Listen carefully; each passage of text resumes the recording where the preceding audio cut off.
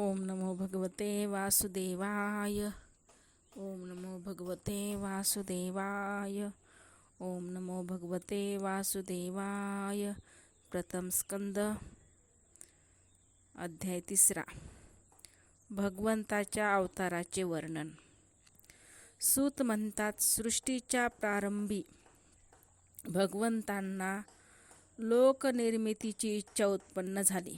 तेव्हा त्यांनी महत्त्व आदीपासून 10 इंद्रिय, पंचमहाभूते आणि एक मन अशा 16 कलांनी युक्त पुरुष रूप ग्रहण केले. पाण्यात पोहडून योग निद्रा घेत असताना त्यांच्या नाभी सरोवरातून प्रगट झालेल्या कमलापासून प्रजापतीचे म्हणजे अधिपती ब्रह्मदेव उत्पन्न झाले. भगवंताच्या त्या विराट रूपाच्या प्रत्येक अंगातच सर्व लोकांची कल्पना केली गेली आहे. ते विराट रूप भगवंताचे विशुद्ध असे सत्वमय श्रेष्ठ रूप आहे. योगी दिव्य दृष्टीने भगवंताच्या त्या रूपाचे दर्शन करत असतात. भगवंताच्या त्या रूपाला हजारो पाय, जांघा, हात आणि मुख असल्याने ते अत्यंत विलक्षण आहेत. त्यालाच हजारो डोकी, कान, डोळे, नाक तसंच हजारो मुकुट असून ते वस्त्रे आणि कुंडले इत्यादी अलंकाराने शोभून दिसत आहे. भगवंताचे हे पुरुष रूप, ज्याला नारायण म्हणतात, अनेक अवताराचे उगमस्थान आहे. यातूनच सर्व अवतार प्रगट होतात. या रूपाच्या लहानातील लहान अंशापासून देवता, पशु, पक्षी आणि मनुष्यादी योनीची उत्पत्ती होते. त्याच प्रभूंनी पहिल्या कोमार स्वर्गात सनक, सनानंद, सनातन आणि सनतकुमार या 4 ब्राह्मणाच्या रूपाने अवतार घेतला. भगवंतानी पहिला अवतार सनक, सनंद, सनातन आणि सनतकुमार या 4 ब्रह्मकुमाराचे अवतार भगवंताने घेतले आणि असे अवतार ग्रहण करून अत्यंत कठीण अशा ब्रह्मचर्याचे पालन केले. समस्त यज्ञाचे स्वामी असलेल्या त्या भगवंतानीच दुसऱ्याच वेळी या सृष्टीच्या कल्याणाकरता रसातळात गेलेल्या पृथ्वीला बाहेर काढण्यासाठी वराह रूप धारण केले. ऋषी स्वर्गात देवर्षी नारदाच्या रूपाने 3रा अवतार घेतला. सात्वत तंत्राचा नारद पंचरात्राचा उपदेश केला. या तंत्रात कर्म करूनच कर्मबंधनातून मुक्ती कशी मिळते याचे वर्णन केलेले आहे. धर्मपत्नी मूर्तीपासून त्यांनी नरनारायणाच्या रूपाने 4था अवतार धारण केला. या अवतारात त्यांनी ऋषी होऊन मन आणि इंद्रियांचा संयम करून उग्र तपश्चर्या केली. 5व्या अवतारात ते सिद्धांचे स्वामी कपिल रूपाने प्रगट झाले. त्यांनी काळाच्या ओघात लुप्त झालेले तत्वनिर्णय करणारे शास्त्र सांख्यशास्त्र आसुरी नामक ब्राह्मणाला सांगितले. अनुसयेने वर मागितल्यावरून 6व्या अवतारात ते अत्रिपुत्र दत्तात्रेय झाले. या अवतारात त्यांनी अलर्क, प्रल्हाद आदींना ब्रह्मज्ञानाचा उपदेश केला. 7व्या वेळेला रुची प्रजापतीच्या आकुती नामक पत्नीपासून यज्ञरूपाने अवतार धारण केला आणि आपले पुत्र याम इत्यादी देवांच्या सह स्वायनुभव मन्वंतराचे संरक्षण केले. भगवंताने ऋषभदेवाच्या रूपाने नाभिराजाची पत्नी मेरुदेवीपासून 8वा अवतार धारण केला. या रूपाने सर्व आश्रमाच्या लोकांना वंदनीय असणारा परमहंस मार्ग दाखविला.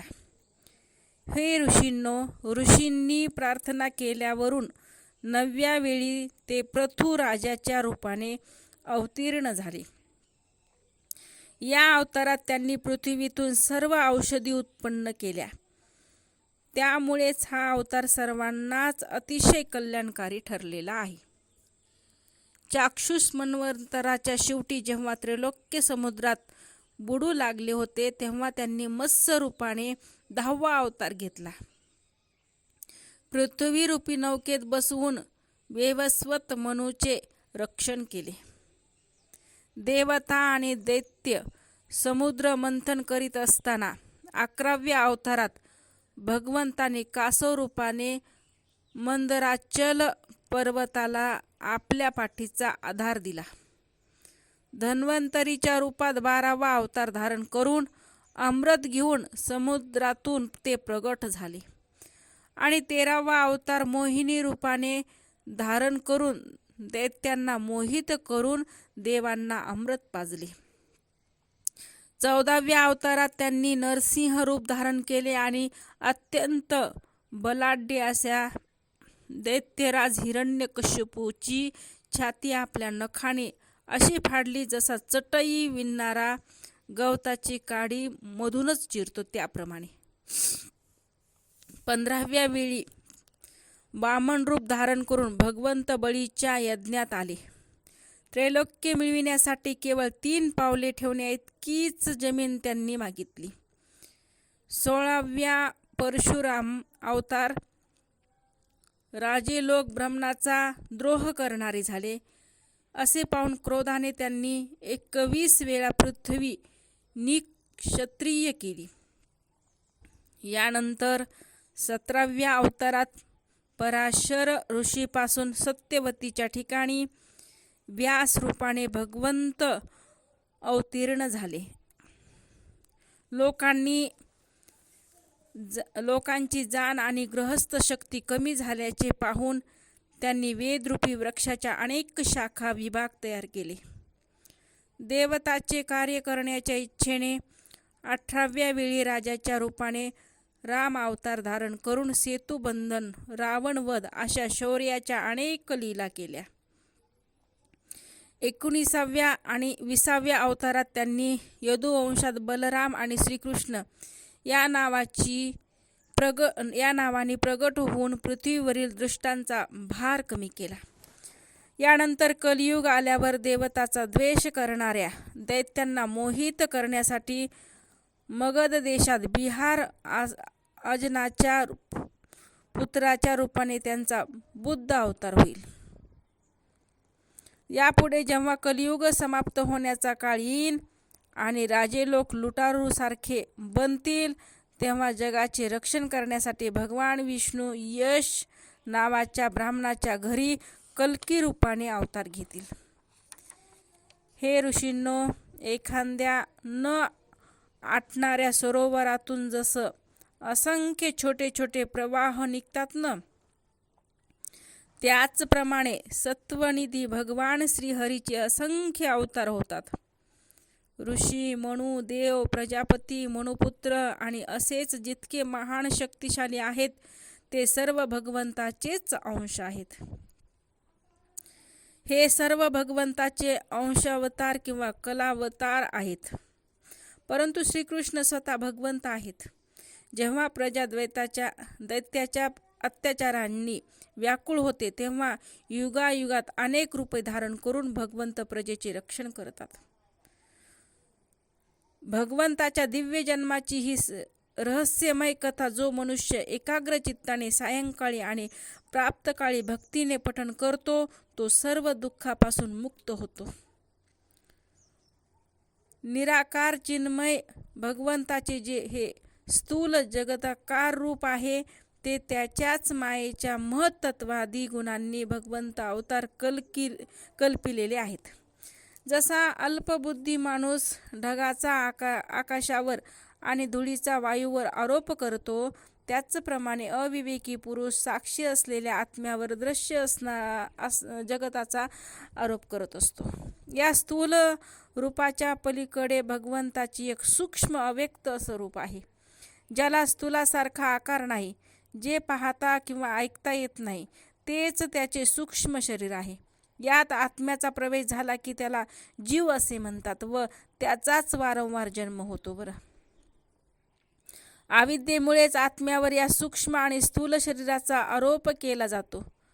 ज्यावेळी आत्मस्वरूपाच्या ज्ञानामुळे हा आरोप नाहीसा होतो. त्याच वेळी ब्रह्माचा साक्षात्कार होत असतो. तत्वज्ञानी लोक हे जाणतात की ज्यावेळी परमेश्वराची बुद्धिरूपी माया नाहीशी होते त्याच वेळी जीव परमानंदमय होतो आणि आपल्या स्वरूपात स्थिर होत असतो. वास्तविक ज्यांना जन्मकर्म नाही त्या हृदयेश्वर भगवंताच्या माया आश्रित जन्म कर्माचे तत्वज्ञानी लोक याच प्रकारे वर्णन करत असतात. कारण भगवंताचे जन्मकर्म वेदाचे गोपनीय असे रहस्य आहे. भगवंताची लीला निश्चित कार्य करणारी आहे. ते लीलेनेच या सृष्टीची उत्पत्ती, पालन आणि संहार करतात, परंतु त्यात आसक्त होत नाहीत. प्राण्याच्या अंतःकरणात गुप्तपणे राहून ज्ञानेंद्रिय आणि मनाचे नियंत्रण करून त्या विषयांना ग्रहणही करतात, परंतु ते स्वतंत्र असल्याने त्यापासून अलिप्त राहत नाहीत.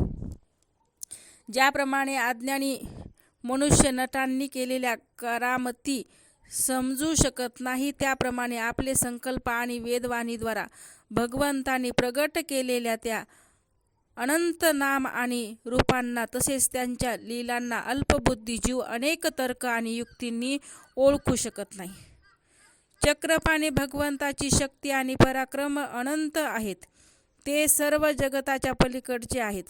जो नेहमी निष्कपट भावनेने त्यांच्या दिव्य चरणकमलाच्या सुगंधाचे सेवन करतो तोच त्यांचे स्वरूप किंवा लीलेच्या रहस्यांना जाणू शकतो. हे ऋषींनो, आपण मोठे भाग्यशाली आहात, कारण सर्वांचे स्वामी असणाऱ्या भगवान श्रीकृष्णाविषयी आत्मभाव ठेवून त्याच्यावर अनन्य प्रेम करीत आहात. त्यामुळे या जन्म मरण रूप संसारात परत यावे लागत नाही. भगवान वेदव्यासांनी हे वेदतुल्य भगवतचरित्राने पवित्रपूर्ण असे भागवत नावाचे पुराण लिहिले आहे. त्यांनी हे प्रशंसनीय कल्याणकारी महापुराण लोकांच्या परम कल्याणासाठी आपल्या आत्मज्ञान शिरोमणी पुत्राला सांगितले. यात सर्व वेद आणि इतिहासाचे सार संग्रहित केले आहे. सुखदेवांनी हे महाराज परीक्षितीला ऐकविले. त्याचवेळी परीक्षित सभोवताली श्रेष्ठ ऋषीसह आमरण उपोषणाचे व्रत घेऊन गंगाकाठी बसला होता. भगवान श्रीकृष्ण जेव्हा धर्म, ज्ञान इत्यादीसह आपल्या परमधामाला गेले तेव्हा या कलियुगातील जे लोक अज्ञानरूपी अंधकाराने अंध झाले त्यांच्यासाठी हा पुराणरूपी सूर्य उगवला. हे ऋषींनो, जेव्हा महातेजस्वी श्री सुख तेथे या पुराणाची कथा सांगत होते तेव्हा मी तेथे बसलो होतो. तेथे मी त्यांच्या कृपापूर्ण संमतीने अध्ययन केले. माझे जसे अध्ययन झाले आणि माझ्या बुद्धीने ते जितके ग्रहण केले त्यानुसार मी आपणास सांगत आहे. अध्याय 3 समाप्त. इति श्रीमद् भागवत महापुराणे परमहंस तृतीय अध्याय समाप्त. ओम नमो भगवते वासुदेवाय. ओम नमो भगवते वासुदेवाय. ओम नमो भगवते वासुदेवाय.